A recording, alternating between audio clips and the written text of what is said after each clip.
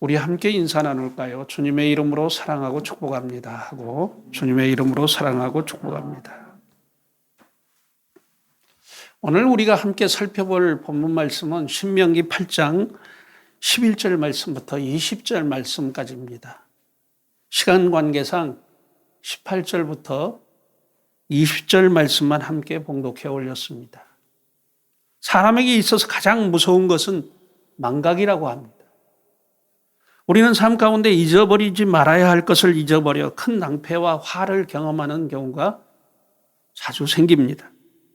얼마 전 미국 샌프란시스코에 사는 프레그네모 스테판 토마스 씨에 대한 뉴스가 전 세계에 이렇게 방송되어지고 알려지게 되어서 전 세계인을 놀라게 한 그런 일이 있습니다. 그는 약 2억 2천만 달러, 한화 약 2,300억 원에 상당하는 비트코인 가상화폐를 소유하고 있는 사람입니다. 그런데 비트코인을 저장한 데이터 보안 기능에 있는 USB 그 암호를 잊어버려서 그 천문학적인 거액을 한 푼도 소유하지 못할 처지에 놓인 것입니다. 아일런키의 특성상 암호 입력에 10번은 실패하면 그 천문학적인 금액은 영원히 찾을 수 없는 돈이 되고 만답니다. 그런데 토마스 씨는 지금까지 8회에 걸쳐서 암호를 입력했는데 모두 실패했다고 합니다. 이제 암호를 입력할 2번의 기회밖에 남지 않은 것이죠. 참 안타까운 일이 아닐 수 없습니다. 망각이라는 것이 그렇듯 무서운 것이지만 다른 한편으로 생각해 보면 참 망각만큼 고마운 것도 또 없는 것 같습니다. 가령 우리가 겪는 쓰라린 실패와 좌절의 경험을 잊지 못하고 살아간다고 하면 그것처럼 괴로운 일은 더 없을 것입니다. 분노할 일들이나 깊은 마음의 상처를 쉽게 잊어버리지 못한다고 하면 그건 역시 크나큰 삶의 괴로움일 것입니다. 사실 삶 가운데 이런 일을 당하면 쉽게 잊어버리기가 쉽지 않습니다. 그래서 때로는 그것들이 삶의 심각한 트라우마로 남기도 합니다. 하지만 우리는 이런 나쁜 기억들을 빨리 잊어버리고 살아가야 하는 것이죠. 살아가면서 불편한 인간관계로 인해서 자신과 마음의 골이 깊은 사람들을 우리는 잊어버려야 합니다. 삶 가운데 가슴 아픈 상처나 기억들과 섭섭한 감정을 가졌던 모든 사람들과의 갈등 관계 등을 빨리 잊어버려야 합니다. 감사한 것은 하나님께서 이런 아픔과 고통의 순간들을 시간이 지나면 자연적으로 잊어버리게 하신다는 것이죠. 망각이란 것도 어떻게 보면 하나님의 은혜가 아닌가 하는 생각이 되어집니다. 그래서 우리는 하나님을 향해 감사와 영광을 올려드려야 합니다.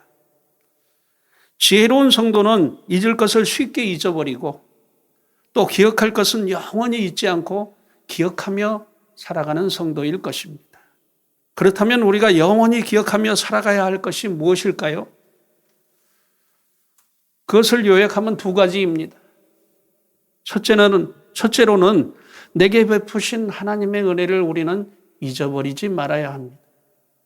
둘째로는 내가 하나님의 자녀로 거듭난 하나님의 백성이라고 하는 사실을 잊어버리면 안 됩니다.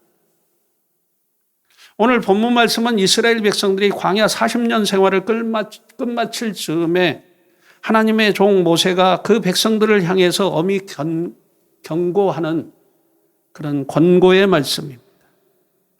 그 내용인즉 이스라엘 백성들이 가나안 땅에 들어가 살 때에 그들이 꼭 잊지 않고 기억하며 살아야 할 것을 권고하는 말씀이죠. 그렇다면 이스라엘 백성들이 꼭 기억하며 살아가야 할 것이 무엇일까요? 이스라엘 백성들이 꼭 기억해야 할 것은 하나님 여호와입니다. 그래서 본문 11절 하반절에 이렇게 말씀합니다. 내 하나님 여호와를 잊어버리지 않도록 삼갈지어다. 아마도 당시 이 말씀을 듣고 있었던 이스라엘 백성들은 모세를 향해서 속으로 무슨 그런 말씀을 하느냐고 반문했을 것입니다. 잊을 것이 따로 있지 우리가 어떻게 하나님 여호와를 잊어버릴 수 있단 말입니까? 하면서 아마 그들은 자신만만했을 거예요. 하지만 모세의 이 권고의 말씀은 그냥 하는 허튼 소리가 아니었습니다. 장차 이스라엘 백성들이 가나안 땅에 들어가 겪을 일들을 두고 엄히 경계하며 권고하는 예언적 성격이 담긴 그런 말씀이죠. 성경이 우리에게 분명히 시사하는 바가 하나가 있습니다. 그것이 무엇이냐? 신앙의 위기는 고난의 때보다 평안할 때 온다는 사실이에요. 모세가 지금 하는 말은 고난의 때가 아닌 앞으로 다가올 미래의 평안의 때를 염려하는 말씀입니다. 사람이 배부르고 따뜻하고 그 소유가 번성하여 풍부해질 때 교만해지기가 쉽다는 것입니다. 죄로 말미암아 타락하고 오염된 사람의 특성상 마음에 여유가 생기면 마음속에 죄악의 욕망이 꿈틀거리고 살아나기 때문입니다. 이런 상황이 닥치기 전에 우리는 모세가 이스라엘 백성들에게 권고한 본 말씀과 같이 이 광야가 같은 삶 가운데서 은혜 베푸신 하나님을 잊어버리지 아니하고 영원히 기억해야 될 줄 믿습니다. 하나님의 인도하심과 도우심 없이 단 한 걸음도 걸을 수 없었던 광야의 고난과 위험했던 길의 삶을 우리는 기억해야 합니다. 먹을 양식이 없어 굶주려 죽을 수밖에 없었던 우리를 기적의 양식인 만나로 먹이신 하나님을 기억해야 합니다. 또 우리를 연단하심으로 우리를 겸손히 낮추신 것은 마침내 우리에게 복을 주시는 그러한 그 하나님의 은혜를 기억해야 합니다. 믿음 생활의 성공과 실패의 결정적인 요소는 베푸신 하나님의 은혜를 기억하느냐 못하느냐에 달려 있습니다. 오늘 본문 말씀의 핵심의 주제가 있습니다. 내 하나님 여호와를 기억하라입니다. 그런 의미에서 우리가 삶 가운데 하나님의 베푸신 은혜를 기억하고 사는 것만큼 중요한 일은 더 없을 것입니다. 문제는 앞서 잠시 언급한 바와 같이 우리가 잊어버리지 말아야 할 것을 쉽게 잊어버리는 것이 문제입니다. 저는 이 시간 하나님 여호와를 기억하자는 그런 의미에서 사람이 하나님 여호와를 잊어버리는 이유에 대해서 함께 살펴보고자 합니다. 우리가 삶 가운데서 하나님을 잊어버리는 그 이유는 무엇일까요? 그것은 두 가지입니다.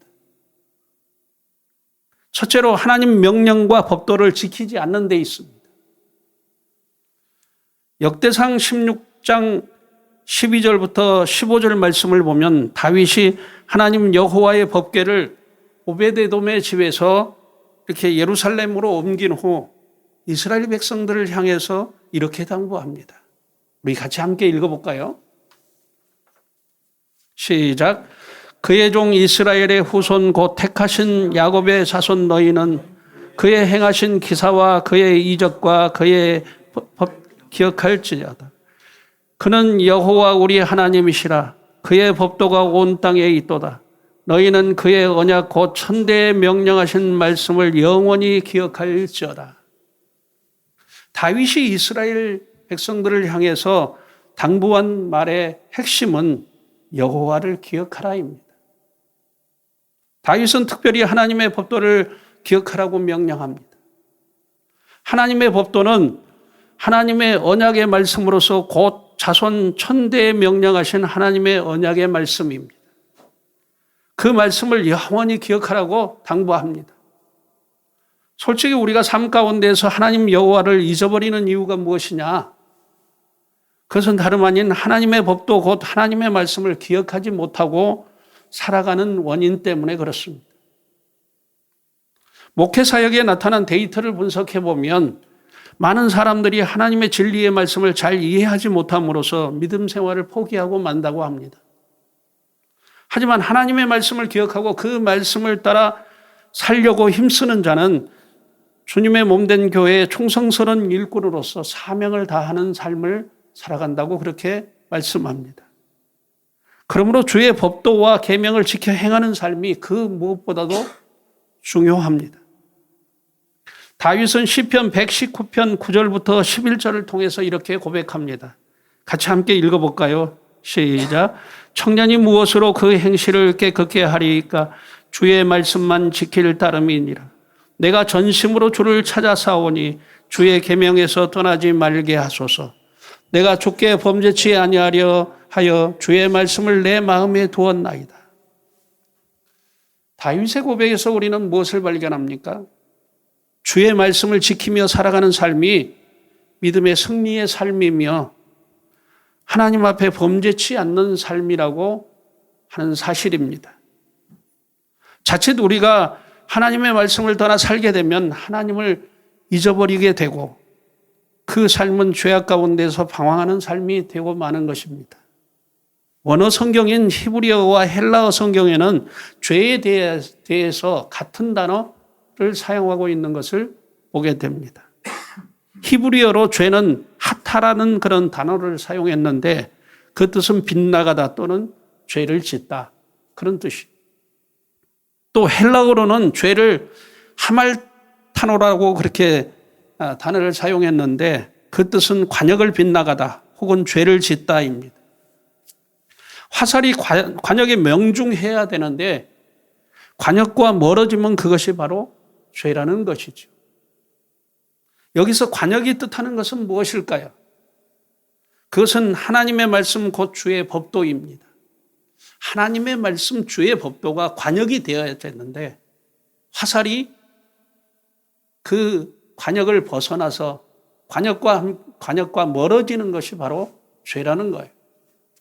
그렇다면 화살은 뭘까요? 우리들의 삶을 말하는 것입니다.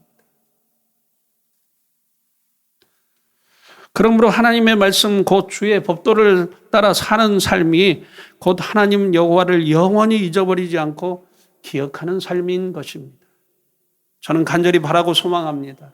우리 사랑이 넘치는 교회 성도들은 하나님의 말씀 곧 주의 법도를 따라 사는 삶이 되셔서 하나님 여호와를 잃어버리지 아니하고 영원히 기억하는 자들이 되셔서 마침내는 하나님의 놀라운 은혜와 축복을 누리는 그런 복된 삶을 살아가시기를 예수님의 이름으로 축복합니다.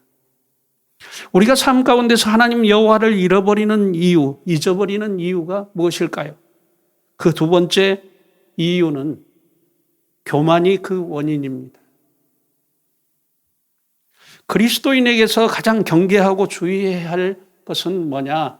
교만입니다. 왜 그렇습니까? 교만은 마귀가 정죄받은 죄이기 때문에 그렇습니다. 디모데전서 3장 6절의 말씀을 보면 사도 바울은 그의 믿음의 아들 디모데에게 새로 입교한 자를 교회의 집사나 감독으로 세우지 말라고 경고하면서 이렇게 말씀합니다. 우리 같이 함께 읽어볼까요? 시작. 새로 입교한 자도 말지니 교만하여져서 마귀를 정죄하는 그 정죄에 빠질까 함이요. 여기서 사도 바울은 분명히 교만을 마귀를 정죄하는 죄라고 단언합니다. 교만은 마귀적인 그런 속성을 가진 죄이죠. 그래서 우리가 가장 경계하고 주의해야 할 것 중에 하나가 무엇이냐? 이 교만이라는 것입니다. 베드로 사도는 베드로전서 5장 5절에 이렇게 말씀합니다. 같이 함께 읽어보도록 하겠습니다. 시작. 젊은 자들아 이와 같이 장로에게 순종하고 다 서로 겸손으로 허리를 동이라. 하나님은 교만한 자를 대적하시되 겸손한 자에게는 은혜를 주시느니라. 하나님은 교만한 자를 대적하신다. 그렇게 말합니다. 또 겸손으로 우리 허리를 동이라고 그렇게 말합니다. 허리를 동이라는 뜻이 뭘까요? 힘을 쓸 준비를 하라는 것 아니겠습니까? 다시 말해서 우리가 겸손하면 하나님의 능력이 우리의 삶 가운데서 나타난다라는 그런 말씀이죠. 또 솔로몬 왕은 잠언 16장 18절 말씀을 통해서 이 교만에 대해서 이렇게 말씀합니다. 같이 함께 읽어보도록 하겠습니다. 시작. 교만은 패망의 선봉이요 거만은 넘어짐의 앞잡이니라. 믿음 생활에 있어서 참으로 경계하고 주의할 것이 교만입니다. 문제는 우리가 너무도 쉽게 교만에 빠진다라는 거예요. 왜 우리가 그렇게 쉽게 교만에 빠질까요? 그것은 사람이 자기의 판단이 옳고 정확하며 합리적이라고 생각하기 때문에 그렇습니다. 오늘 아침에 우리가 그 오병이어의 사건을 성경 공부 교사들이 이렇게 하면서 생각했는데 거기에 나오는 빌립과 안드레의 믿음이 바로 이성적 합리주의의 믿음. 그것을 우리는 교회 안에서 경계해야 된다라는 거예요. 사람의 생각으로 생각해 보면 도저히 안 될 것이 우리의 믿음의 삶이고 또 하나님이 말씀하신 이 성경적인 언약의 말씀이 사람의 합리적인 이성으로는 판단할 수 없는 그런 말씀이 성경 말씀입니다. 사람들은 모든 것이 다 하나님께서 베푸신 은혜임에도 불구하고 그 베푸신 은혜를 잊어버립니다. 그리고 자신의 삶의 성공 여부를 자신의 능력과 명석한 판단 때문이라고 자신에게 영광을 돌립니다. 그래서 오늘 본문 17절에도 그것을 지적하고 있는 것입니다. 거기 이렇게 말씀합니다. 같이 함께 읽겠습니다. 시작. 그러나 내가 마음에 이르기를 내 능력과 내 손의 힘으로 내가 이 재물을 얻었다 말할 것이라. 사실 하나님의 은혜로 우리가 살면서 하나님이 베푸신 그러한 능력으로 재물도 얻고 또 그리고 우리가 부하게 되는 것이죠. 사람들은 그런 성공적인 삶을 자신의 명석한 판단과 어떤 자신의 능력이라고 자신에게 영광을 돌린다라고 하는 것이 문제인 것이죠. 결국 교만의 실체가 무엇이냐? 그것은 자기 자신에게 영광을 돌리는 것입니다. 하지만 문제는 교만이 자기를 스스로 속였다는 것을 전혀 우리는 깨닫지 못합니다. 오바다 선지자는 오바다 1장 3절부터 4절을 통해서 에돔족 속의 교만함을 이렇게 꾸짖습니다. 같이 함께 읽어볼까요? 시작. 너의 마음의 교만이 너를 속였도다. 바위 틈에 거주하며 높은 곳에 사는 자여 내가 마음에 이르기를 누가 능히 나를 땅에서 끌어내리겠느냐 하니 내가 독수리처럼 높이 오르며 별 사이에 깃들지라도 내가 거기서 너를 끌어내리리라. 여호와의 말씀이니라. 교만이 자기 자신을 속여 진실을 잊어버리게 만든 겁니다. 한마디로 말해서 우리에게 언젠가 교만의 마음이 들어오게 되면 진실을 잃어버려요. 그 진실이 뭡니까? 모든 것이 다 하나님의 은혜 안에 있음에도 불구하고 그 진실을 망각하게 된다라고 하는 사실이에요. 이스라엘 백성들이 광야 40년 생활을 끝내고 마침내 하나님이 그들에게 주신 가나안 땅에 들어가 거주하게 됩니다. 그들이 그 땅을 개간하여 포도원을 짓고 집을 짓습니다. 그리고 그들이 그 땅에 풍성한 소출을 먹고 배부르며 이렇게 살만해지니까 교만한 생각이 들게 되고 그들은 교만에 빠지게 되는 것이죠. 교만이 그들 자신을 잊어버리게 합니다. 그들은 과거 애굽의 종이었고 40년 동안이나 광야에서 유리방황하던 자들이었습니다. 그런 그들이 지금 하나님의 놀라운 은혜로 가나안 땅의 주인이 되며 살아가고 있는 것입니다. 하지만 그들은 교만하여서 그 하나님의 은혜를 잊어버리는 것이죠. 호세아 13장 5절부터 6절 말씀을 보면 호세아 선지자가 범죄한 에브라임을 향해서 이렇게 책망합니다. 우리 같이 함께 읽어볼까요? 시작. 내가 광야 마른 땅에서 너를 알았거든. 그들이 먹여준 대로 배불렀고 배가 부르니 그들의 마음이 교만하여 이로 말미암아 나를 잊었느니라.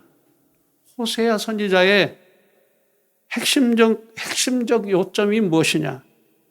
에브라임 백성이 배가 부르니 그들의 마음이 교만해져서 하나님 여호와를 잊어버렸다는 거 하는 사실입니다. 저는 전체적인 틀에서 이렇게 우리나라의 이 복음의 환경을 한번 살펴봅니다. 우리나라의 복음이 폭발적으로 이렇게 이 부흥의 역사가 일어난 시기가 언제냐 하면은 7, 80년대입니다. 그때는 우리나라가 개도국이에요. 아주 개도국으로 살기 어려운 때입니다. 근데 그때 하나님의 성령의 역사가 폭발적으로 일어나고 교회 부흥의 역사가 일어났어요.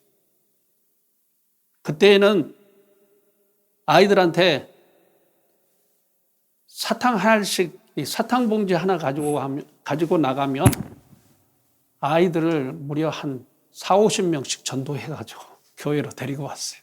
사탕 준다 하면 막 아이들이 막 북치고 나가면서 사탕 준다고 하면 쭉 줄을 서면서 따라오는 거예요. 요즘에는 어떤 줄 아십니까? 아이들한테 교회 가면 월드콘 하나씩 줄게. 그러면 싫어요. 안 가요. 우리 집 냉장고에 많이 있어요. 그러면서 아이들 마음에도 뭐가 들었느냐? 그 풍요로움이 교만한 마음으로 가득 차게 되었다라는 생각이 듭니다.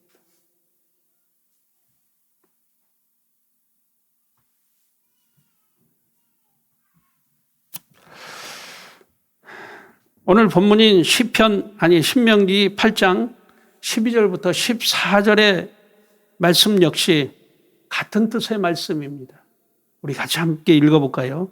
시작.